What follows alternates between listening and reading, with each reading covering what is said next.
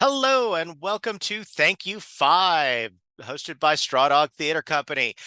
Thank You Five is a weekly panel discussion on the topic of what is theater, where we bring theater artists from around the globe into conversation about live theater in a digital world with a spirit of gratitude and innovation. My name is Hank Boland. I'm an ensemble member at Straw Dog Theater Company, and tonight I'm joined by four amazing guests, and we're going to have them each introduce themselves. Shellie, why don't you start us off? Always surprises me when I go first. Hi, I'm Shellie. I am from Chicago. I am an interdisciplinary artist and theater maker, sometimes storyteller, and recently unretired spoken word poet. So I'm very excited to be back for this. Fantastic. And we're happy to have you back. Misha, would you like to go next, please? Hi, I'm Mikhail or Misha Fixel. I am a sound designer, composer, audio producer, usually working behind the scenes, although recently also a storyteller um, for the first time, actually. So, yeah, that's it. I will say that word on the street is that it was also fantastic. So it's, I think, something you should consider going on with. Michael. Yo. Hello, my name is Mike Jones, like the rapper. I'm an actor, performance artist, and a writer, ensemble member at the Factory Theater. And that's where you can see my work. Recently, I wrote Party at the Pantheon over at the Factory. Done. All right. And Nick. Hey, I'm Nick Narcissi. I was an actor before the pandemic, and I worked regionally. I've actually never worked in Chicago. I moved to Chicago to be an actor in March of 2020. So plans changed. Now I work at a cancer research laboratory, which shocks me every time that I say it. But I did, similar to Shellie, I did just come out of retirement and I did a play, a new work up in Wisconsin, in Milwaukee at Renaissance Theater Works. But I'm also a storyteller. I tell a lot of stories with The Moth, which is a open mic story slam here in Chicago, but they're also part of the podcast network that has like over 100 million downloads every year or something. It's wild. Um, but I tell stories with them, and then I'm also writing my own solo show right now that's going to premiere in August this year. So That is fantastic. All right. So here's the thing. We generally just start with this question: what is theater? What does it mean to you? How do you define it if you define it? Mikhail, would you like to start? I'm going to go with the formal name, even though I've never used Mhm. it in person. Would you like to start by answering that question for us? Sure. Um, I would say theater is a communal exercise in make believe and in bridging cognitive dissonance. Ooh, wow. That's a meaty answer. Oh man. That's communal exercise in make believe and bridging cognitive dissonance. Wow. Okay. Okay. Uh Michael, I'm you what do you got? Well, I think theater is just this visceral, communal experience of the human experience. I think it's, yeah, just this way that we connect to each other, actors, audience, everything. Yeah, All done. right. Nick. well, I really like sort of the vibe that everybody's going with, so I think I'm going to follow suit. I'll throw in Hey, don't communal. follow suit. Do what you want to do. Okay. Uh, not communal then. Uh, Oh, no, I do think theater is like a communal story told by people for people. Okay. Shelly, what do you got? it is a deeply personal and individualistic. No. I think I love everyone's answers so much. And I also think that it's the thing that you do because you don't know how to do anything else. Um, and I realize that I've just said that after talking about several other things that I do, but they're all related, right? So it's basically the same. But no, I think it's like a lifeblood sort of heartbeat thing that Okay. can be very personal, but it's also deeply communal. All right. But as Nick was telling us pre-show, right? Like he's working in cancer research, which was like something so maybe cancer research is also something you do when you don't know what else to do. I don't know. That's true. Yeah. Um, so all about deeply communal, all about deeply personal. I get that. Let's move into this next part that that we talk about here. What is theater in the digital age? What does that even mean? What is current modern digital all of this? What is this? Michael. Okay, so like in the same way that like we go to the movies and we get to have this communal experience and we still get to like, you know, be there with all these people and experience the story. Theater lets us do that in real time with real people. It is something to like breathe that air that these people are that are right across from you from. And I think that specifically being able that lightning of I am watching these real people is theater in the digital age, doing things that you can't do in movies because, for lack of a better term, I don't want to see that in a movie. I want to see that here in real life, flesh. Done. Mic drop. Nick, take it. Mic pick up. Yeah. Be I nice to the think, equipment, guys. sorry, Yeah. yeah. Yeah, Misha's gonna be mad. It's gonna Um, freak. but I think that, in the digital world, theater is vital, but it's only vital in the way that it can bring people together. I think, like, I saw a play last week, and I didn't particularly love it, but what it did was it brought me into a room with people that I uh, didn't know. And I actually saw a person that I haven't seen in 10 years. And afterwards, we all had this, we shared this experience. This is the communal act of it. We shared this Mhm. experience, and afterwards, when we were all a little bit confused about what we just saw, Mhm. we left and discussed it, and it provided this discussion, and I was able to like make new friends from this, which I think is something that uh, is vital in the digital age. So much time is spent just like staring at our phones blankly or staring at a screen Mhm. blankly, and I think that uh, I mean, I am too old to use this expression. I am truly, truly a millennial, but Gen Z's got this lovely expression, which is touch grass, which is Mhm. like you're too online. You need to like get out of the house and go touch some grass. And I think that like that is what theater can provide for people. Theater can be the grass. Let them go touch grass. I like it. I like it. Shelly.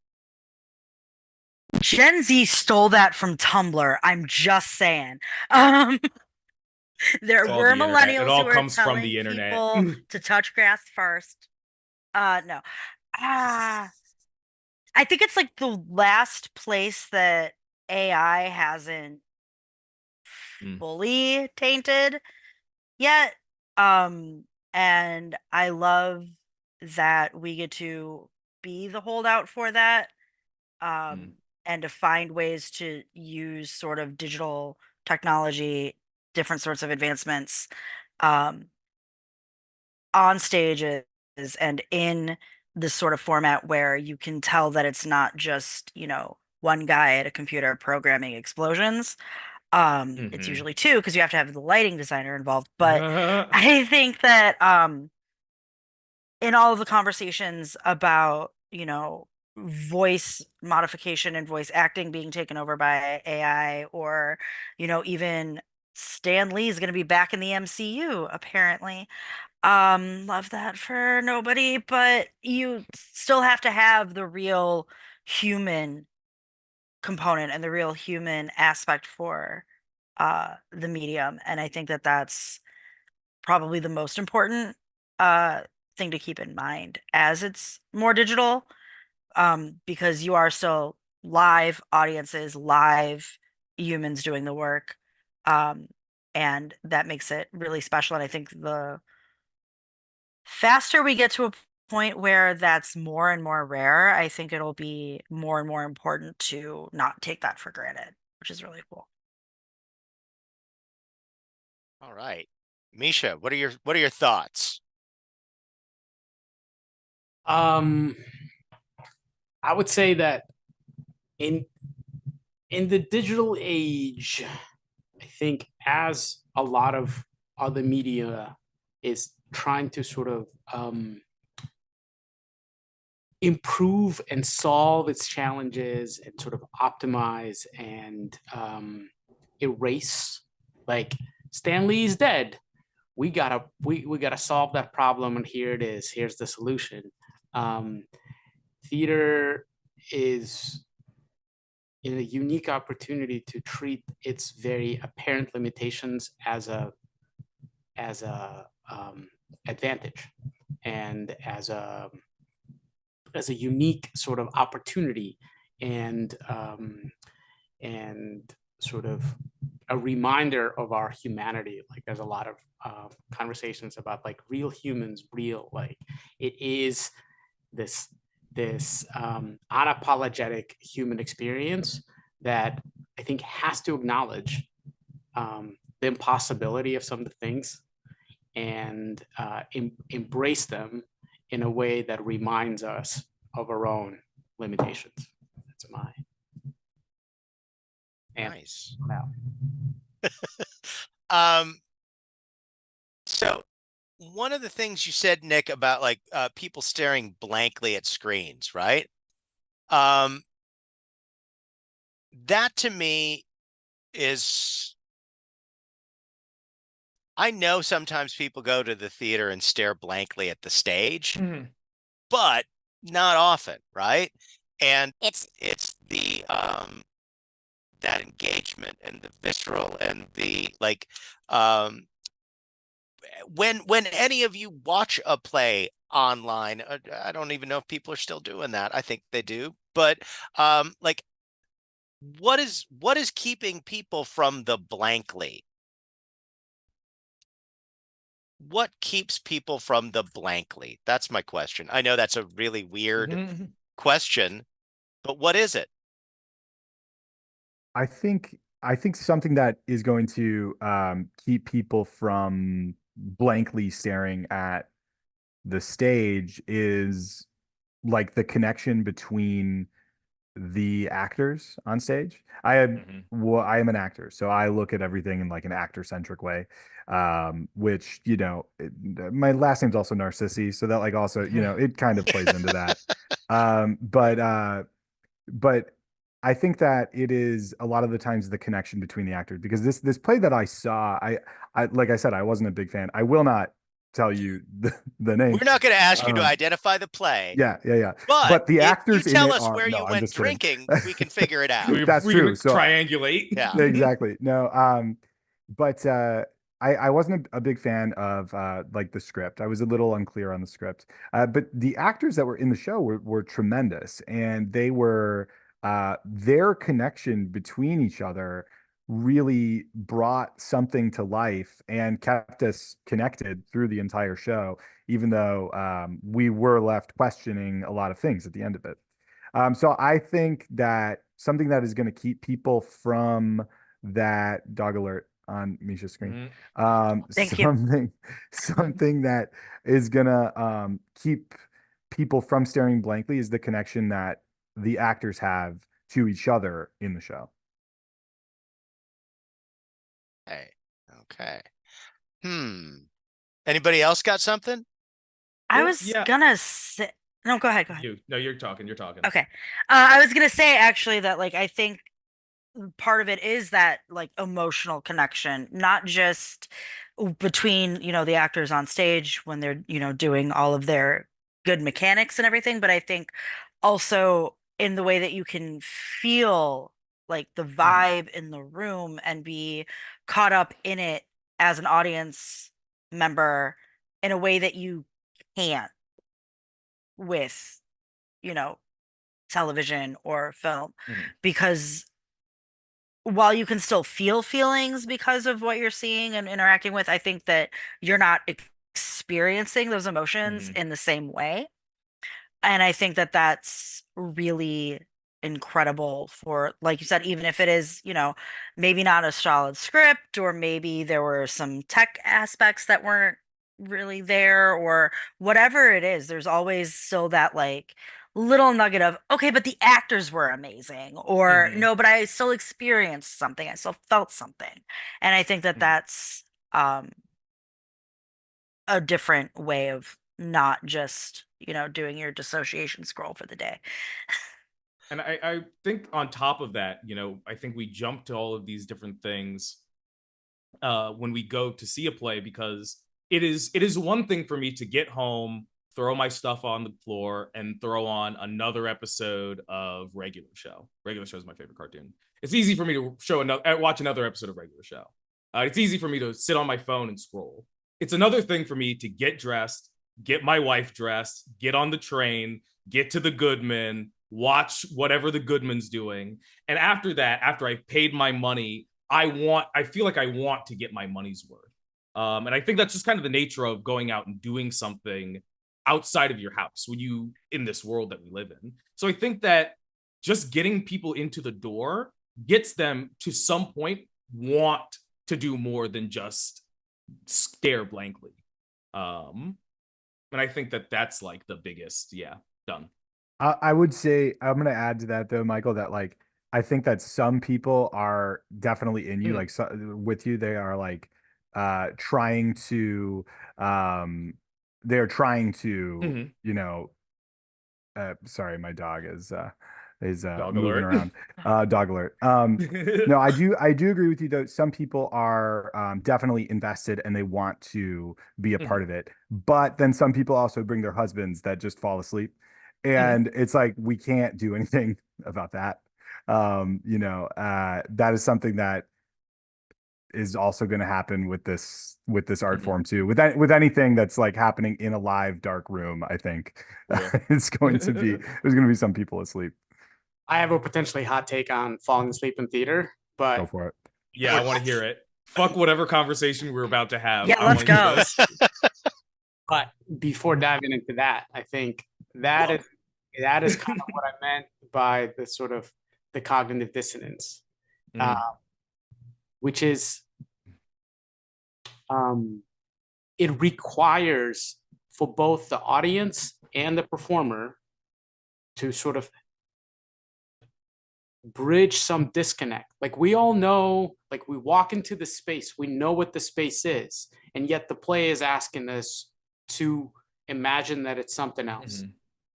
Mhm. Everything moves in real time, yet we're constantly asking people to skip time, like meanwhile in the other side of the forest, or like 2 weeks Mhm. later, or whatever. Now, um, other mediums do the same thing. Like film does that jump cut. It does it actually a lot more effectively because they Mhm. literally can skip time. Theater can't. Like time still continues to move. It moves, and we're aware. We see like that blackout is never a complete blackout. Like we see things Mhm. move, and yet we are um, essentially saying like for the next couple hours, this blackout means it's a day later, Mhm. or this theatrical flat is supposed to be on a scalable wall, or this puppet isn't Mhm. a living breathing thing, because we all gonna look at it like it is, and therefore it will be right. Right. back of our brain, we know it's a piece of paper. We know it's a theatrical flat. We know that 5 seconds have passed instead of 5 years. And yet we're sort of leaning into it. So we're actually investing ourselves into the story. And therefore the piece will not exist without us. Unlike your favorite TV show playing an empty room will happen exactly the same way. Right? It will take exactly as long.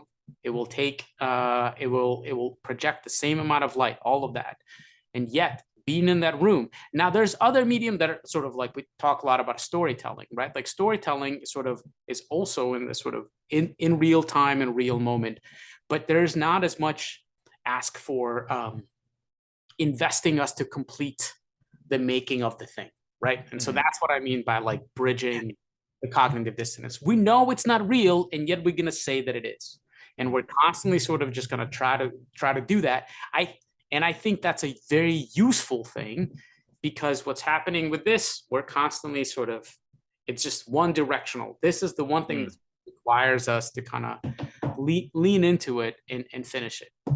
Now back to my hot take. Yeah, I'm ready.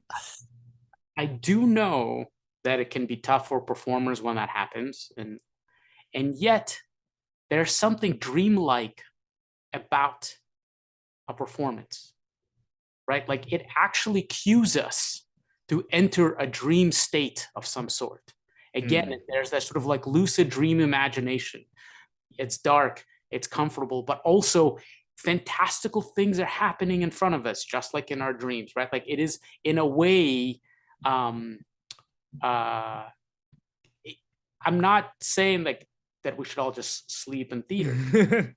Perhaps falling asleep in theater is actually in some way us engaging with the material in a way, especially if you haven't watched a lot of it, it becomes a shortcut, because that's the way we sort of experience fantasy, but again, self-made fantasy, right? Like we're generating our own dreams. So when we're watching this thing, I suspect I'd be very curious about actually study like neural patterns of dreams and watching theater and what that does, and perhaps there's some similarities. Perhaps it taps into the same sort of mechanisms. So that's my hot take. That's good. I love that as like an idea, in the way that it's like, no, if you do it right, the audience people are comfortable enough to, fall asleep or to follow along in their dream state, right? And I say this as somebody who falls asleep to Lord of the Rings a lot more than is probably healthy. Because it's just so comforting, right? So that completely makes sense. It's still But annoying also, though. please don't snore over my sound Yeah. cues. Because then I'm sitting here going, who is this guy? And then I forget to hit a button. It's rude. Right. So it just, the problem is with dreamers, it moves from communal to individual. They tend to also lie. Yeah. That was Thank not you. me sleeping. Thank you for coming with me on that one. But I also love, as somebody who has been very fortunate to spend the last decade as a person in a company whose whole deal is transporting the audience into other times, other spaces, other realities. I love everything that you just said about that before your hot take. So thank you. That was beautifully worded. I want to jump in too, because I had an experience I forgot about until I saw a friend at this show that I hadn't seen in 10 years. Him and I worked together at a small theater in Iowa City, Iowa, 10 years ago, and we were doing Othello, and we were performing at this really beautiful stage outside, but it was actually on a floodplain.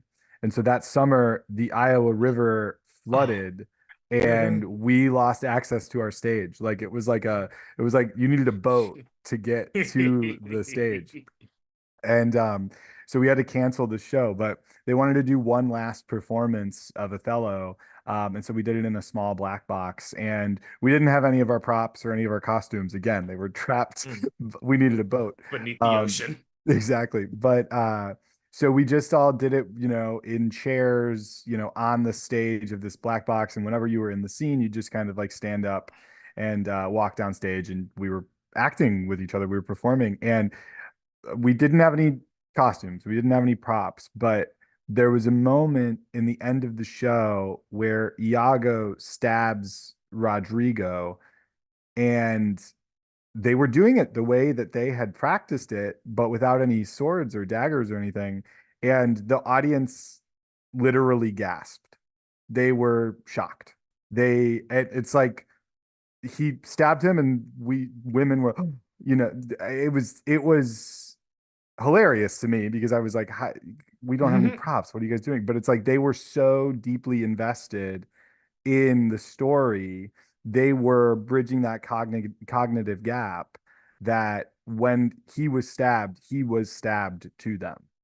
In fact, I would argue that the more, I mean, it's a delicate line, but the more you ask the audience to work, the more they feel it, right? Like, again, if it requires some mental investment, and the way we invest, we're like, we bring ourselves into it, right? Like the way I've been imagining like that this costume, this representational costume is actual thing, right? And the only way I know it is from my own personal experience. So we actually bring ourselves onto that character. So then when they get stabbed, we get stabbed. Like there is that actual sort of connection. I mean, we call it empathy, but there's other sort of, it's the same sort of mechanism. So I have friends who like their favorite things is like staged readings because there's nothing there except for the state, like they love the stage manager reading the stage directions because it's sort of like we all sit and picture this thing, and then we all bring it to life just by being in the room together. So.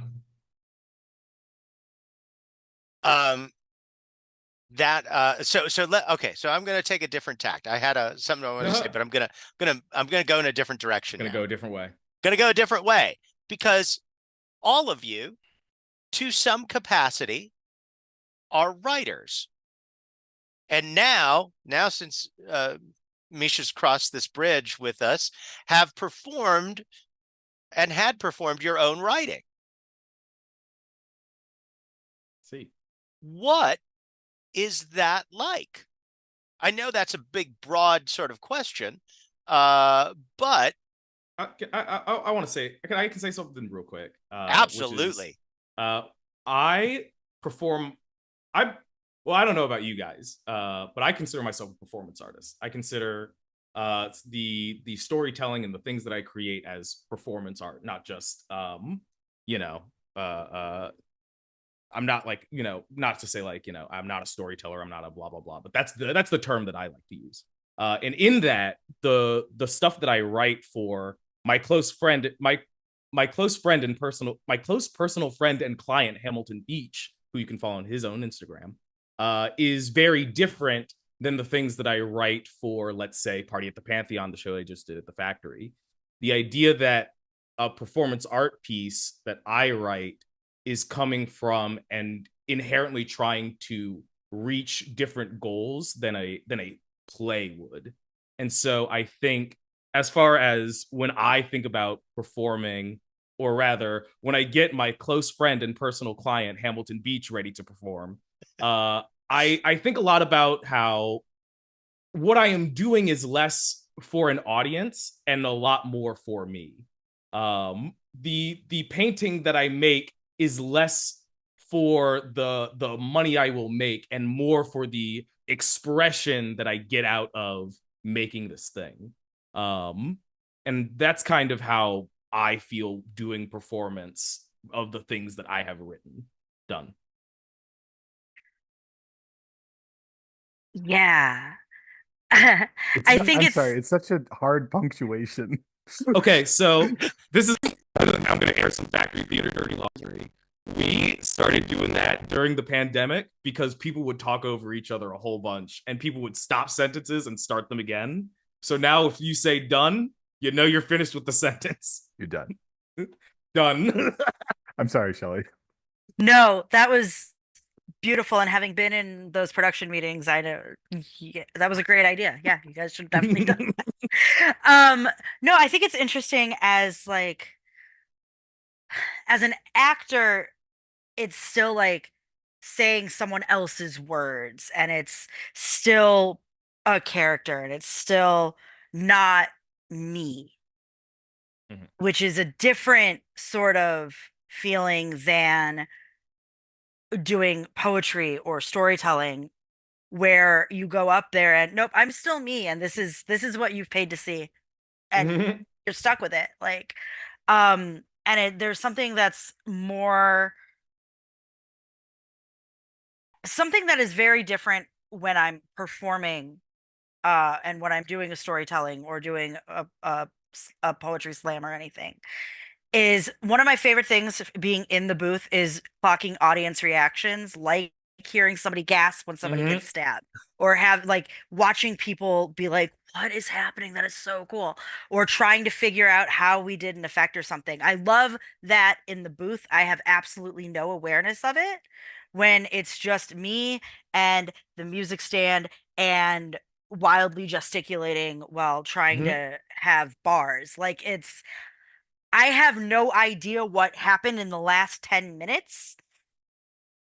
And I guess it was fine, versus this is exactly everything that is happening all at once. And I love having the sort of playground to do both.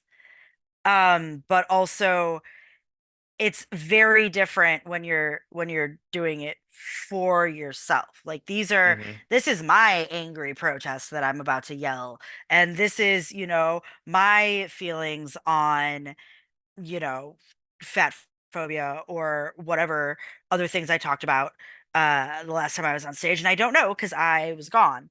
And just focusing on not screwing it up.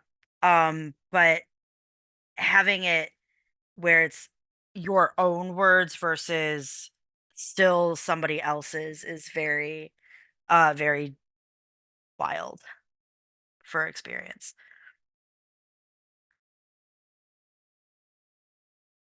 I think something that I focus on a little bit more, like I have a little bit more ownership over the material that I'm performing when I am doing one of my own stories. And something that I learned, like just the first time that I was telling a story, was like, if it goes wrong, I mean, it's on me. Like I am, and telling a story at the Moth, or these other places that I'm telling a story at, it's like true personal stories that happen to your life. So, if they don't like it, it also feels like not only they don't like me, but like they also don't like my life experiences. And so like I told a story, about my relationship with my dad and how much I love my dad. And people hated it. And I was like, maybe I hate my dad. You know what I mean? Like maybe I didn't like him as much as I thought I did. Uh, but uh, but I do think that when I am acting, I always have someone else to blame. Like if things go wrong, it's like, oh, well, the play is bad, or oh, the director did that, or oh, this, the other actor. But it's like I never blame myself. And like this really allows me to focus on like, oh, well, if that didn't work, maybe I have to rethink something in my own performance, which is not something that I really did when I was an actor.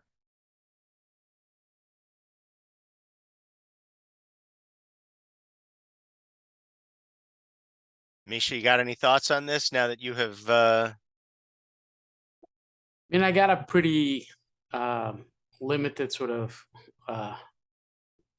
data sample, right? But sure, but Just as but valid, bro. you do, and yet, yeah, okay, but okay, so let's go with that limited data sample. We can look at data after we have more samples, but based on that sample, I mean, once you get sort of, I mean, for me, it's getting past the questioning of whether or not you deserve to be there in like whatever spotlight or whatever that is, which is just in intensification of a daily sort of questioning that I deal with. But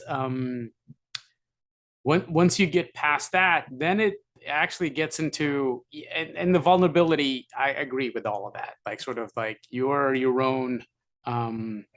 You've got no one to blame for yourself, but yourself. And so I think that kind of tapped into a different kind of, I don't know, sense of responsibility. I remember feeling that like it became important for me, even though it was an autobiographical story.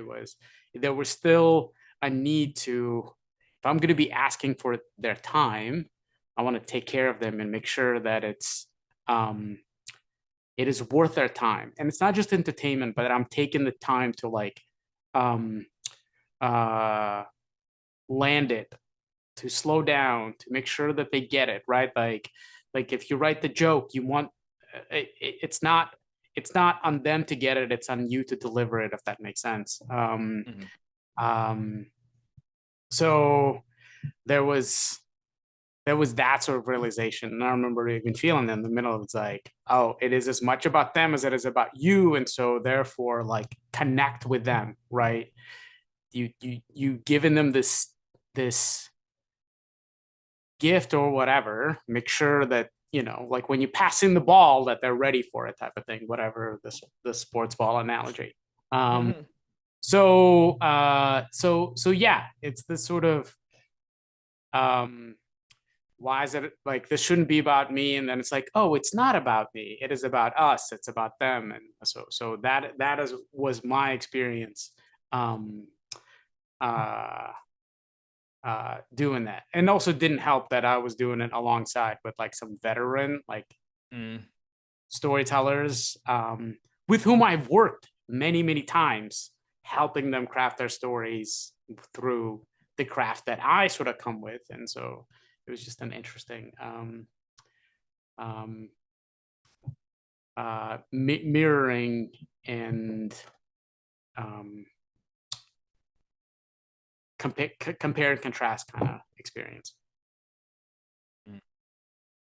Isn't that shit fun? Performing your own shit, writing so shit, great. And getting it out there. I have a question for you. Sorry, Hank, I'm like stealing your thunder here. I have a question for you guys. Like, when do you feel that it is the right time to show people like your work?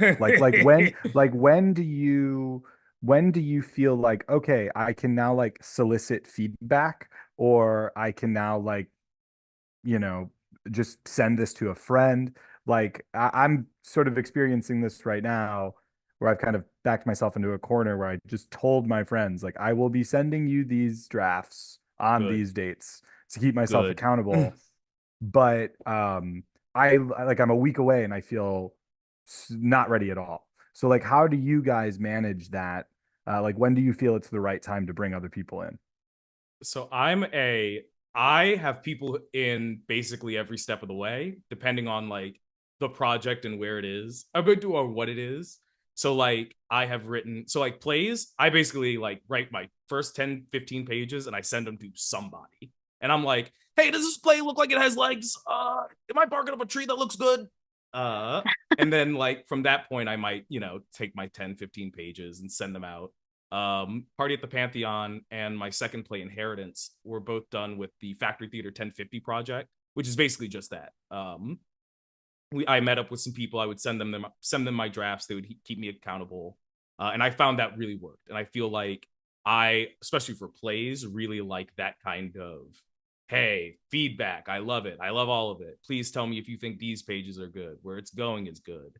And then as I like think of to like the performance stuff that I write, I think I keep that sometimes a little more closely guarded to the vest.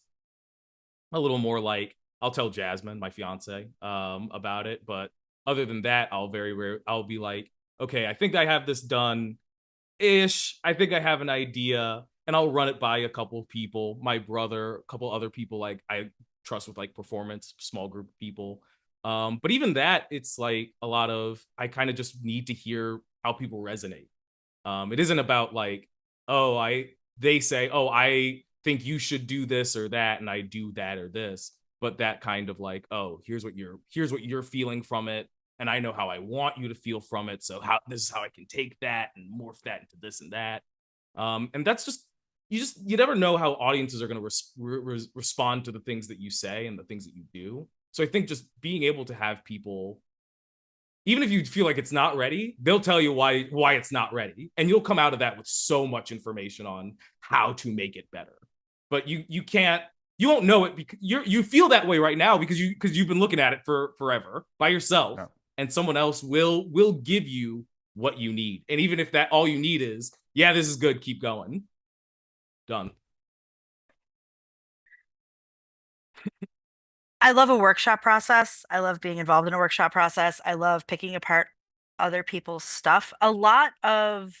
And this is from a very bad habit from college, that I'm gonna have to break if I'm gonna stay doing it. But letting the first time you perform a piece basically be its first draft, and seeing what works and playing with it in real time, or doing it 5 minutes before a deadline, is probably not going to be the way I answer this question 18 months from now. But it wins competitions apparently, so it's not completely useless as a concept. But I do think if I am going to show somebody something, it is, again, like Mike said, like, oh, my sister, or, a close person who's sort of tangentially related, but maybe not necessarily directly involved, who can look at it and go, okay, well, I know how this goes when you think you've done it right. And here's where you need to take those principles and apply them. And understand, and what I like about storytelling events or poetry, it more than like, I would not say that I'm a playwright by any means, but the way that the process is different from like workshopping a script to workshopping a set is, um a lot of knowing, okay, well, this is what I want to say, and this is how much time I have to say it, and they'll turn a light on if it's bad. So as much as we can get on tape to transcribe later seems useful.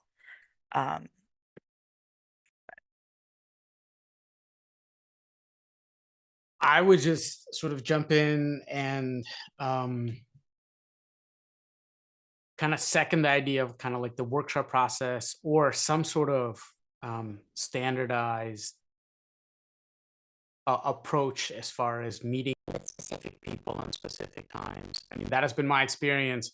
Shout out the Second Story, like that's with whom I did my storytelling debut, and the process that took across like 3-4 months with very specific sort of work on your own, come back, share out, compare, like give each other notes. So you're actually engaging both like as a listener and a storyteller. Go back, work on your own, return to the group. So there was a little bit sort of like in out type of thing. Then spend a little bit time one-on-one with first the curator, then the director. So there's constant sort of kind of a system of receiving feedback. And that, I think, sort of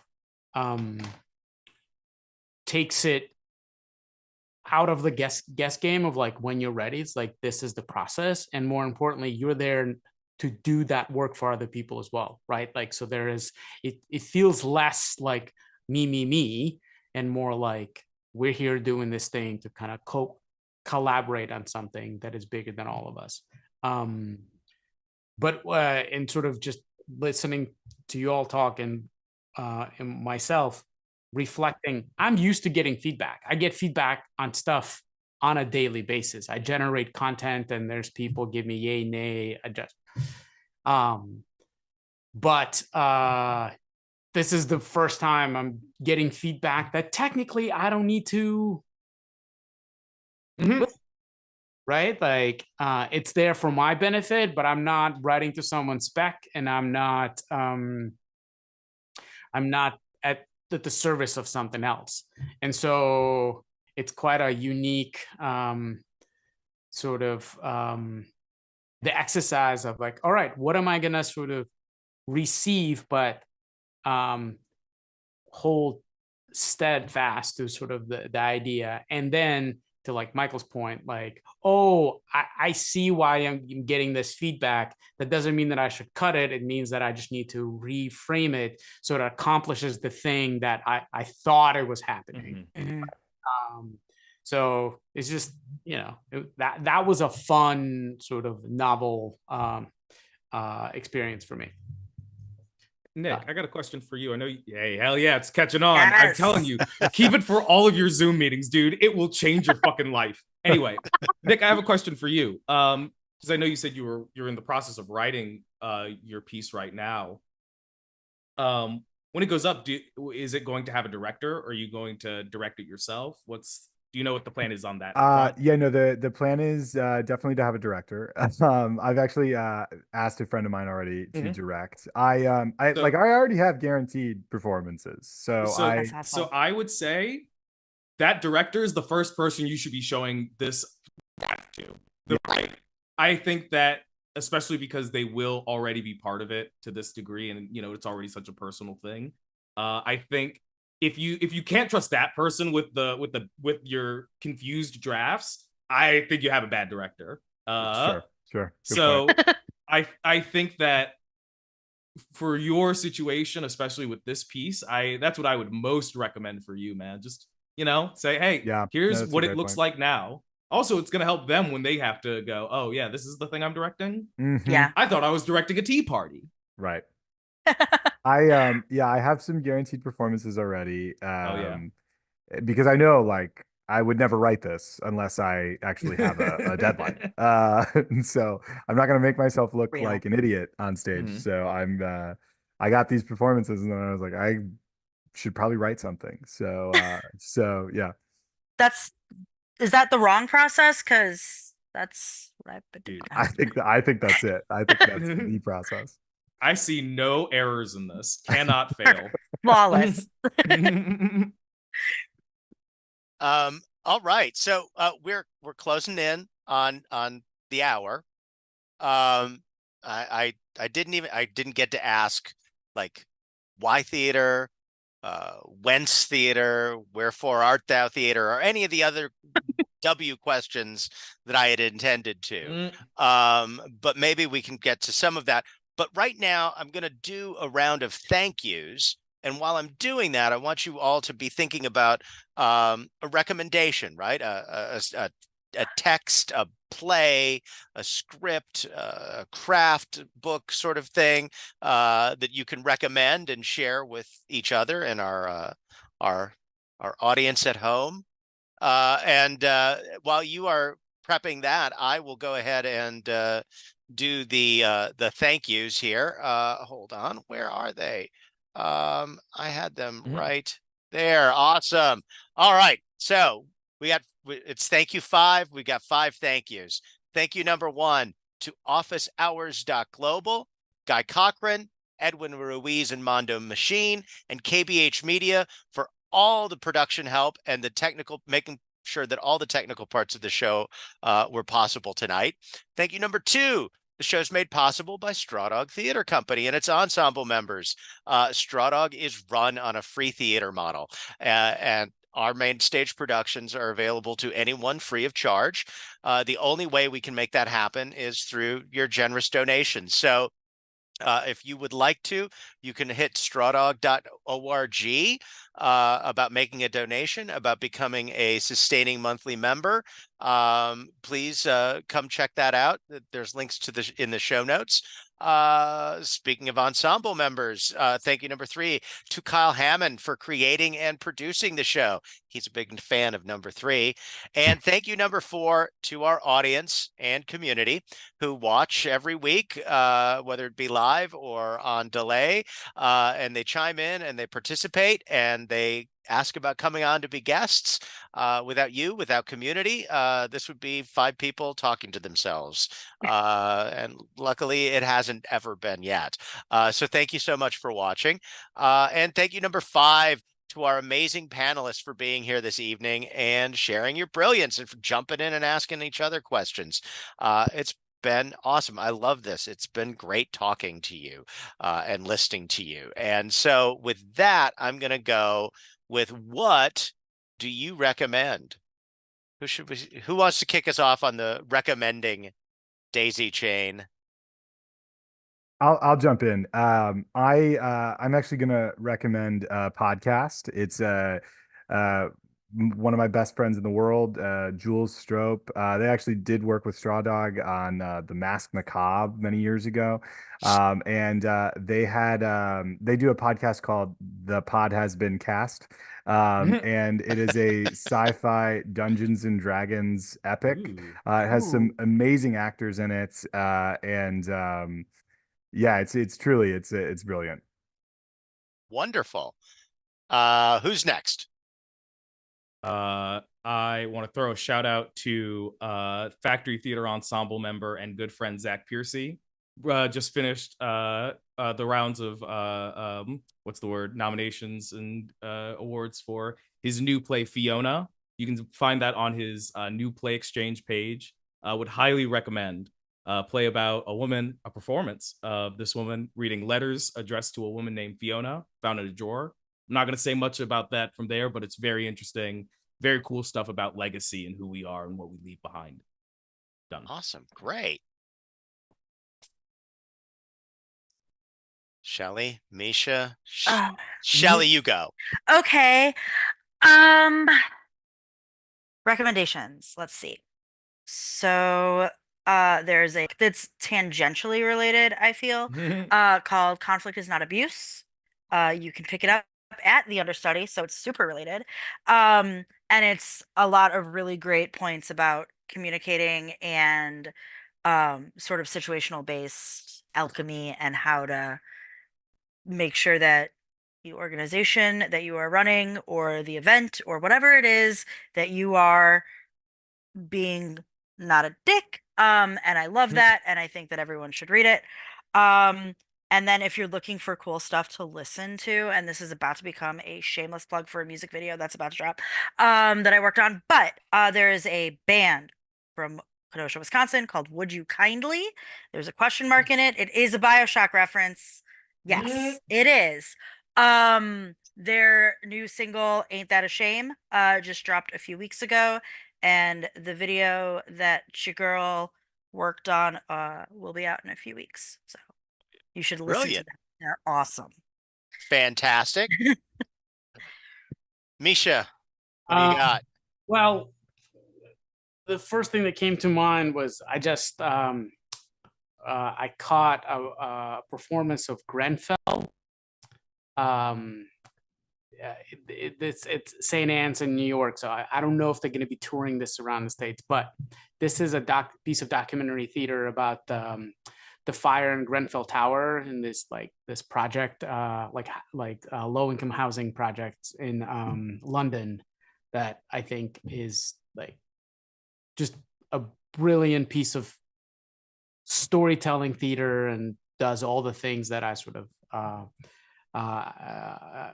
aspire to. So if you happen to catch it, if it's somewhere where you are and it's happening, I do recommend it. It is worth it. That's all I will say. I guess a little shameless self-plugging, I don't know.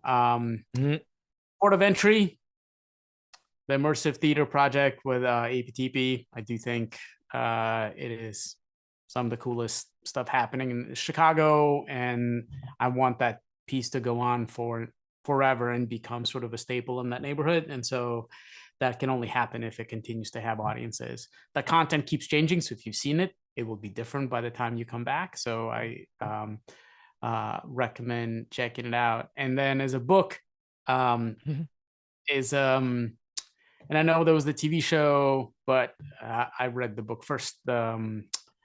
the three body problem is actually solid, like like the whole thing, the whole trilogy, kind of awesome. So that's I think that's all I would say. Wow, that's a lot, folks. We got that's going to soak up all of my spare time now. All right. So again, just a quick thank you to everybody. I will plug that Straw Dog Theater Company is going to be opening our run of The Importance of Being Earnest on May 30th. 2024, just in case you're watching this far into the future, at Rivendell, on Ridge Road, Ridge Avenue, Ridge Road, whatever, 5779 Ridge. You'll be able to find it that way. But previews, I think previews are start May 30th. So please come and check it out, right? And it's free, so you can't beat the price. Come and perhaps don't fall asleep, but put into a dream state and exercise your capacity to bridge cognitive dissonance, which is something I'd really like to talk more about. But we're at the hour. So for this episode, we're gonna go and the four of us can talk about dissonance in the green room. So thank you all for tuning in, and thank you, Five.